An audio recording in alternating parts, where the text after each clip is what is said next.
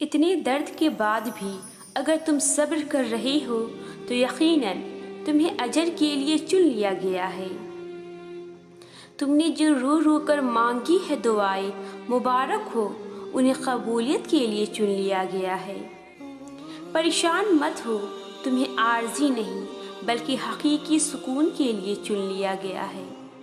تم سوچتے ہو آزمائش کے لیے آخر میں ہی کیوں؟ خوش ہو جاؤ کہ تمہیں اللہ کی دوستی کے لیے چن لیا گیا ہے۔ جب کبھی تمہارا دل بے وجہ بے چین رہنے لگے تو سمجھ جانا تمہارا رب تمہیں عرش پر یاد کر رہا ہے۔ نصیب بھی ہار جاتا ہے تہجد کی دعاؤں کے آگے، پھر تمہیں کون سی چیز روک رہی ہے رب سے مانگنے سے؟ جب انسان بچوں کی طرح اللہ کو اپنی من پسند چیز کے لیے مناتا ہے، طرف سے گڑگڑاتا ہے تو وہ مان جاتا ہے۔ اسے اپنے بندے کی معصومیت بھری یہ ادا بہت پسند ہے۔ اللہ جہاں سے چاہے نصیب پلٹ دے، اس کی قدرت تمہاری سمجھ سے باہر ہے۔ آپ کی دعائیں وہ سب کر سکتی ہے جو آپ کا مقدر نہیں کر سکتا۔ بس پھر صبر کرو اور دعا کرنا کبھی مت چھوڑنا، پھر دیکھو تم اپنی دعاؤں سے وہ بھی پالو گے جو تمہارا نہیں۔ اور اگر یقین رکھتے ہو تو حالات سے نا امید مت ہو، کیونکہ معجزے یقین والوں کے لیے ہوتی ہیں اور معجزے روز ہوتی ہیں۔ تو پھر ڈرو مت، تم جہاں کہیں بھی ہو اللہ تمہارے ساتھ ہے۔ اور جب صبر کرنے والے درد سے اللہ کو پکارتے ہیں تو ان کے دلوں کو ٹھنڈا کر دیتا ہے اور انہیں ہر گھٹن سے آزاد کر دیتا ہے۔ تمہارا کام بس دعا کرنا ہے، اسباب وہ خود بناتا ہے۔ وہ جلد ہی تمہیں یوں خوش کر دے گا کہ تم پھر سے جی اٹھو گے۔ جب تم دعا کے ذریعے اپنا پہلا قدم اللہ کے جانب بڑھاتی ہو تب وہ تمہیں دیکھ کر خوش ہوتا ہے اور پھر تمہیں قبولیت کے لیے تب تک انتظار کرواتا ہے جب تک تم روز تھوڑا تھوڑا سا فاصلہ طے کر کے اللہ تک پہنچ نہیں جاتی۔ جب اللہ کی رضا کے بغیر اس کائنات کا ایک بھی پتھر نہیں ہل سکتا تو پھر تمہارے دل کا بار بار اللہ سے رجوع کرنا، اس سے مانگنا بے وجہ نہیں ہے۔ جو ہاتھوں میں اتنی جان ڈال دیتا ہے کہ وہ دعا کے لیے اٹھ سکے، وہ پھر ان اٹھنے والے ہاتھوں کی لاج بھی رکھتا ہے۔ وہ اگر تمہیں آزمائش میں ڈالتا ہے تو مت بھولو کہ وہ رحیم ہے، اس سے بھی زیادہ ہے۔ جب تمہیں جنگ کے میدان میں لا کر کھڑا کر دیتا ہے تو طاقت بھی اتنی دے دیتا ہے کہ تم پوری دنیا سے اکیلے لڑ جاؤ۔ وقت کوئی بھی ایک سا نہیں رہتا، اللہ تمہیں کبھی بھی مسلسل تکلیف میں نہیں رکھتا۔ کچھ چیزوں کی حقیقت تمہیں بعض اوقات دیر سے سمجھ میں آتی ہے، مگر جب تم انہیں سمجھ جاتی ہو تو جان جاتی ہو کہ اس چیز کی دیر سے ملنے میں کتنی انگنت مصلحتیں تھیں۔ تمہارے نصیب سے تمہاری چاہت تک کا جو ایک مختصر سا فاصلہ ہے وہ دعا ہے۔ تمہاری دعائیں ہی اختتام میں تمہارے لیے ان دروازوں کو کھول دیتی ہے جنہیں ناممکن سمجھ کر تم ان پہ دستک دینا بہت پہلے چھوڑ چکے ہوتے ہو۔ دعا کی قبولیت کے لیے یقین بہت ضروری ہے اور یقین صبر کیے بغیر کبھی نہیں آ سکتا، اور صبر سے بہترین عبادت اور کوئی نہیں ہو سکتی۔ جب تم اس دل کے تڑپنے کے بعد بھی اللہ کی رضا میں راضی رہتے ہو اور دن رات بے بسی سے صرف اس کا نام پکارتے ہو۔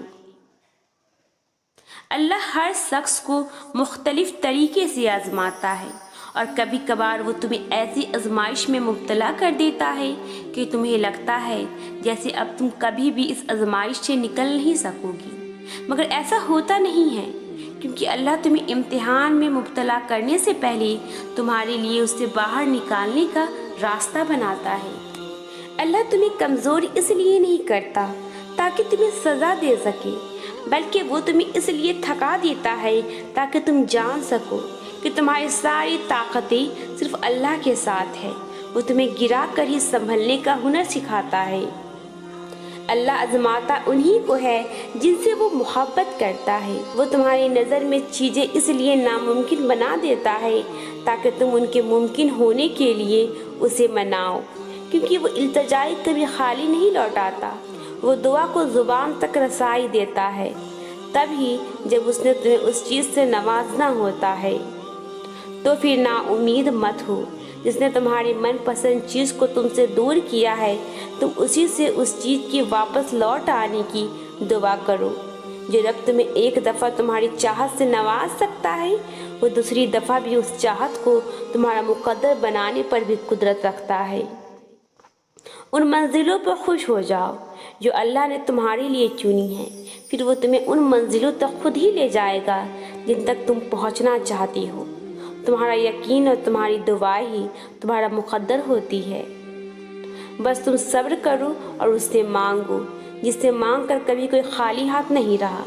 बस एक अल्लाह ही तो है जो तुम्हें सब कुछ दे सकता है, जो तुम्हारे नसीब को तुम्हारी रज़ा के मुताबिक ढाल सकता है, जो फर्श से अर्श तक एक ही इशारे पे सब कुछ बदल सकता है, जिसका नाम अस्सलाम है यानी सुकून देने वाला, फिर वो कैसे तुम्हें बेसकून रख सकता है। जिसका नाम अल गफूर है यानी बख्शने वाला, फिर वो कैसे तुम्हें माफ़ नहीं करेगा। जिसका नाम अल रज़ाक है यानी देने वाला, फिर वो कैसे तुम्हें उन चीज़ों से महरूम रख सकता है जिनकी तुम्हें ज़रूरत है। इस आज़माइश और सब्र के ज़रिए से ही अल्लाह तुम्हें उस चीज़ के लिए तैयार कर रहा है जो तुम मांग रही हो। तुम सोचते हो कि अल्लाह जो जान से प्यारी चीज़ आजमाइश के लिए तुमसे दूर कर देता है वो लौट कर वापस नहीं आती, मगर ये भी तो हो सकता है जिसे छीन लिया गया है वही तुम्हारी इस इम्तिहान और इंतज़ार का सिला हो। वो चीज़ जिसके दूर हो जाने से वजूद तहस नहस हो जाए, उस हादसे को भुलाने में वक्त तो लगता है और उस वक्त को सब्र कहा जाता है। अगर सब्र करना इतना आसान होता तो अल्लाह तुम्हें तमाम उम्र आजमाइश में मुब्तला रखता, लेकिन वो ऐसा नहीं करता है क्योंकि वो जानता है मेरे बंदों ने पलकों से झलकते हुए आंसू को मेरी रज़ा के लिए ज़ब्त किया है। वो जानता है कि मेरा बंदा बेहद थक गया है। वो जानता है सब गवा कर मेरे बंदे ने मुझे पुकारा है और वो तो पहली आवाज़ पर ही थाम लेता है। उदास हो, मदद की आस में हो, आंखों के सामने कुल कायनात बिखरती हुई नज़र आ रही है, कहीं से रोशनी की उम्मीद नहीं रही, तो याद रखो तुम्हारी हालात कितने ही बुरे क्यों ना हो जाए, तुम्हारी एक दुआ तब भी तुम्हारी पूरी ज़िंदगी बदल सकती है। नसीब में भी इतनी ताकत नहीं जितनी तुम्हारी दुआओं में है। अल्लाह तुम्हें अपनी चाहत से गुजार कर ही तुम्हारी चाहत तक लाता है। जल्दबाज तुम हो वरना वो देरी नहीं करता। वो जानता है तुम्हारी दुआओं को कब और कैसे तुम तक पहुंचाना है, तो फिर अल्लाह से ये राब्ता मत तोड़ देना सिर्फ इसलिए कि तुम्हारा उससे अब तक राब्ता बहाल नहीं हो सका जिससे तुम बहाल रखना चाहती हो। और कुछ रातें वो नींद से खाली रखता है इसलिए ताकि उसका बंदा उससे बातें करे। जब कोई उससे नहीं मांगता तब उसका बंदा उससे मांगे और फिर जो किसी को नहीं मिला वो तुम्हें अता कर दिया जाए। तुम सोचते हो कि दर्द की शिद्दत से जाग रही हो, मगर दरअसल वो दर्द तो महज तुमसे मुलाकात का बहाना होता है। जैसे हंसाता और रुलाता अल्लाह है, वैसे ही जगाता और सुलाता भी वही है। जब अल्लाह दिल में उतर जाता है तो वक्त तहज्जुद, आँखों में नींद नहीं उतरती। तो अगर अल्लाह तुम्हें तहज्जुद तक ले आया है तो जान लो उसने तुम्हारे लिए इश्क को चुन लिया है, यानी तुम्हारे लिए खुद को चुन लिया है और उसने तुम्हारी हर फरियाद पर कुन का इरादा बांध लिया है।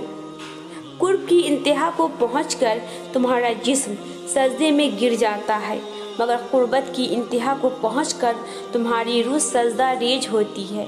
फ़र्ज़ नमाज़ी मोहब्बत की दीन होती है, मगर तहज्जुद का सजदा वही करता है जिसने इश्क किया हो।